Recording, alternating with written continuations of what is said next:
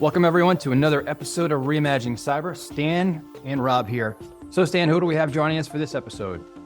Rob, our guest today is Dorota Wrobel, Chief R&D Officer for G2A, the world's largest digital marketplace for digital products such as video games and software. And she's been a driving force in technology development at the organization from day one, and as well as been involved with cybersecurity and what they have to do to help secure their consumers as well as the product side of the house as well.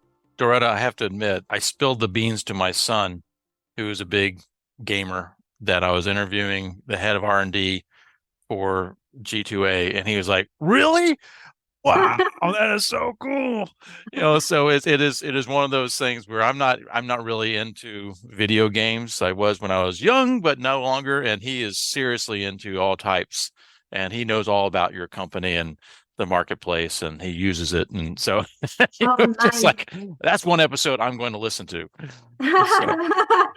I'm happy to hear that, but it is actually a really popular story, in the payment ecosystem. Many people, they didn't heard about us, and then they are asking kids or, siblings, and then they discover that within that group, it's actually a well-known brand. Yeah, so I was impressed. Hey, Dorota, whereabouts are you calling from? Right now in Poland, but I'm living like half in Poland and half in Italy, half here. Wow. Nice. I have got a project that my daughter should speak Italian as well. And where are you living in Italy? Close to Rome, in the place called Ostia. Oh, actually, the whole G2A is working remotely.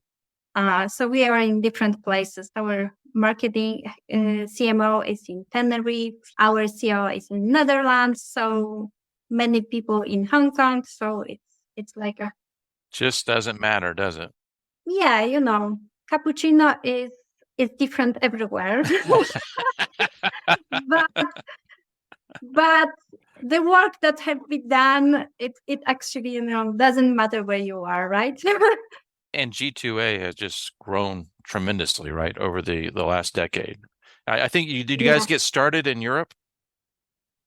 Yes, we started in Poland, then we decided to expand into Europe, and then we decided to expand everywhere. Yes.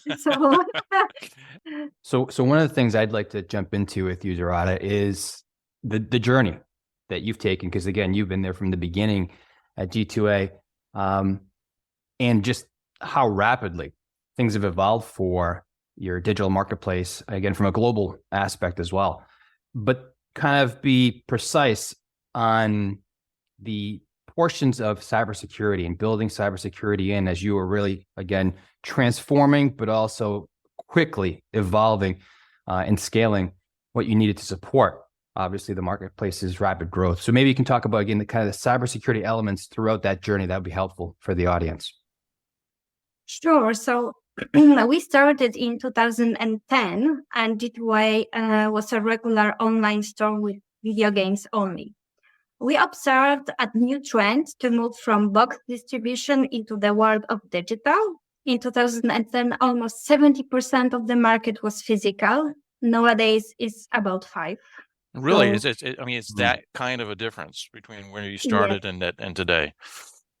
Exactly. And we quickly realized that e-commerce shop has some, I would call them, limitations. Yeah. So that is why we decided to start a two-sided market-based business model in 2014. And at the beginning, the idea was that everyone can sell digital gaming items on our platform. Later, we changed this approach and decided that only registered businesses can sell, thanks to which we were able to significantly improve customer service. Did you do that because you started having some abuses of those that weren't known quantities? Is that why you had to register?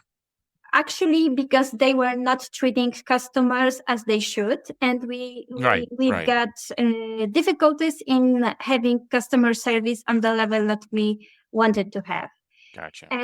And today we are a globally recognized brand with more than 200 regional payment methods. And I am the type of person who is very curious. So I registered, on all the marketplaces that existed at that time, from Amazon, which everyone knows, to Mercado Libre in various South American countries, to Asian sites like Taobao and Lazada.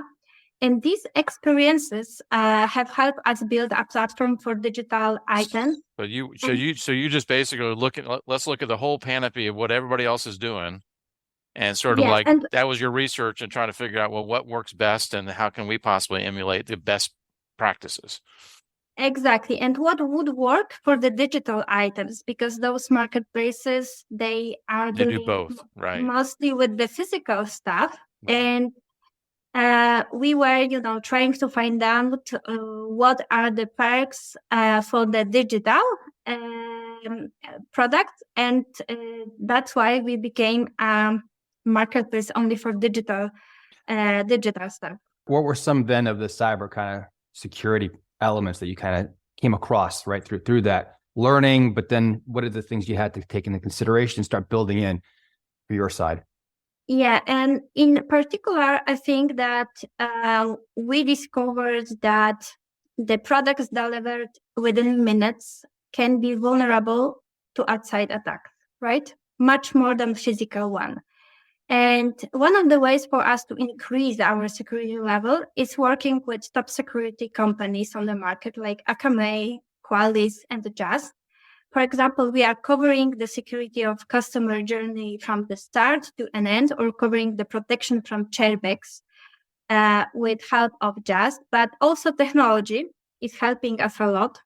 As we are two-sided marketplace, from the buyer perspective, we are covering, let's say, cybersecurity by helping those users to be much more aware of the dangers within a digital environment.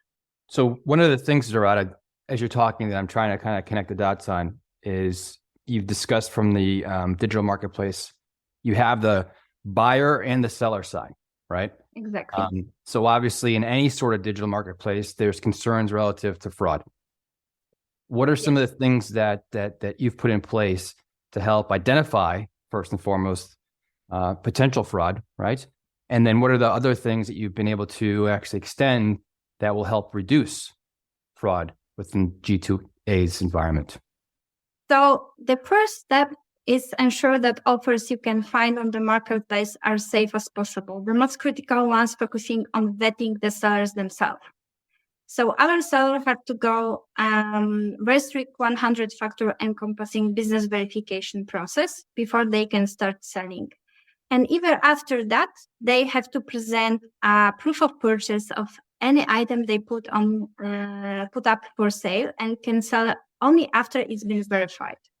So you're going through steps to make sure they're when they're authorized sellers, your buyers know that you've gone through a big process to make sure that they're trustworthy.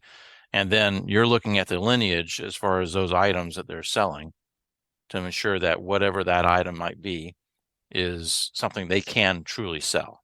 Yes, exactly. And as an expert in starting selling on various marketplaces around the world, I think that our process of onboarding sellers is really difficult. I also often came across criticism, but at the same time, I think that digital items are more demanding in terms of safety because they are instantly delivered. And this is why we do not allow here any compromises.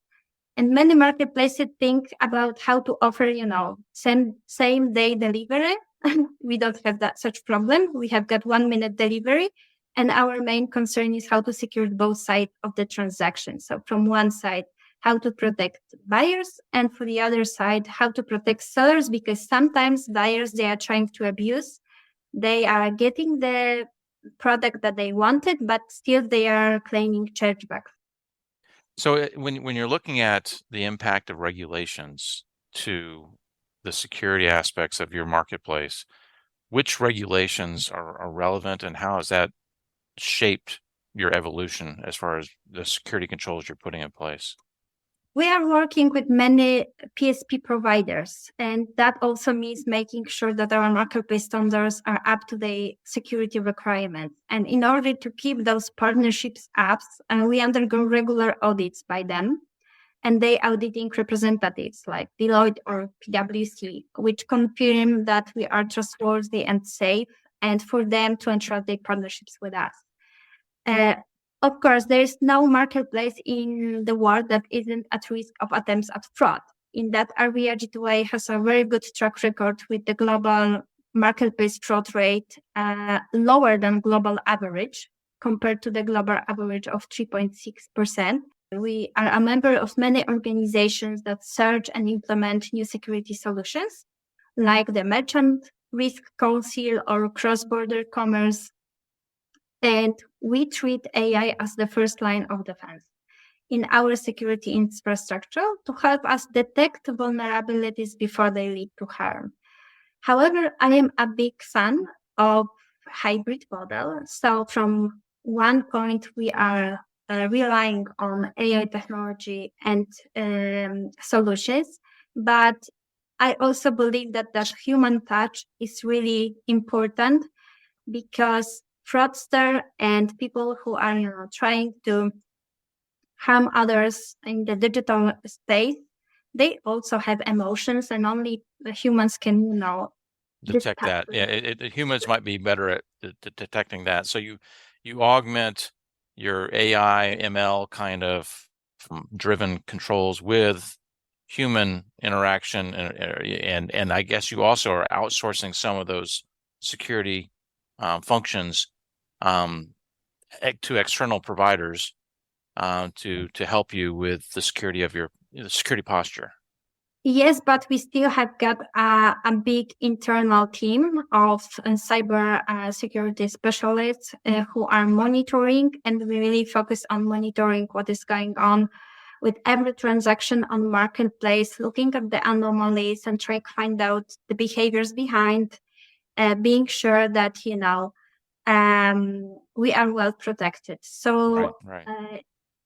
Looking for anomalies, it's one thing, but also any suspicious activity to help us quickly determine an appropriate course of action is important, because this is also in line with some trends. And in digital business, you need to know also the trends, the industry trends, to see what kind of type of products are trending, what early adopters are using in terms of new payment methods, and so on. So we are trying to be up to date with all those factors. So the use cases, Dorota, you're talking about specifically are on the assisting in the detection of anomalous behavior, fraud, and being able to respond faster. Are you applying AI or ML in other areas beyond the detection and response side of the house? Yes, we are also using that in terms of KYC process, and we are trying to adapt, let's say, purchase paths in order to see where we should, let's say, put users into additional steps in order to be sure that they are not fraudsters, etc. So step up authentication, in a sense. Yeah, and we have highly trained and committed internal teams.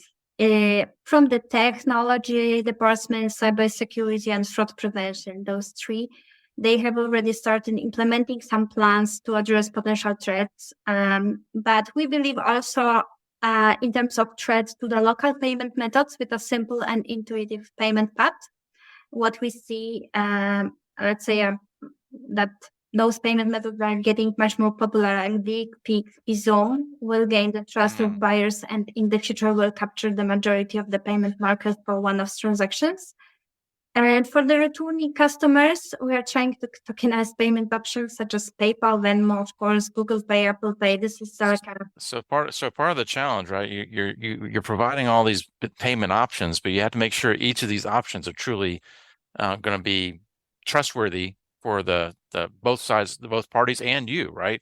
And that nobody ultimately is scammed out of either the products they're trying to purchase or the money they're due for that digital item, right? Yeah, and let's say as our last point, I would say that we heavily invest in systems to monitor, right?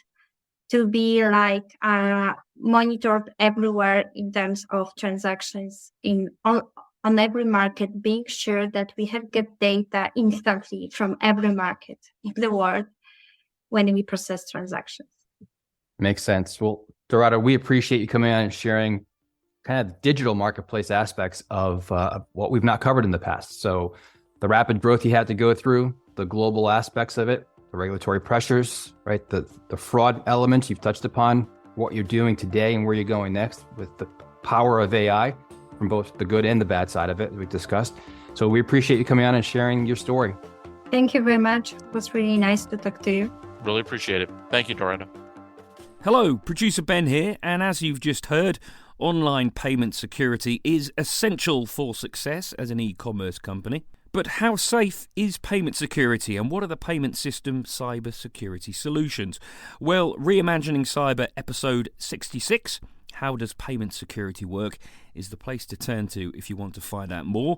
It features Dan Fritchie, CISO at RSI Security. He has security and compliance expertise that spans over 20 years.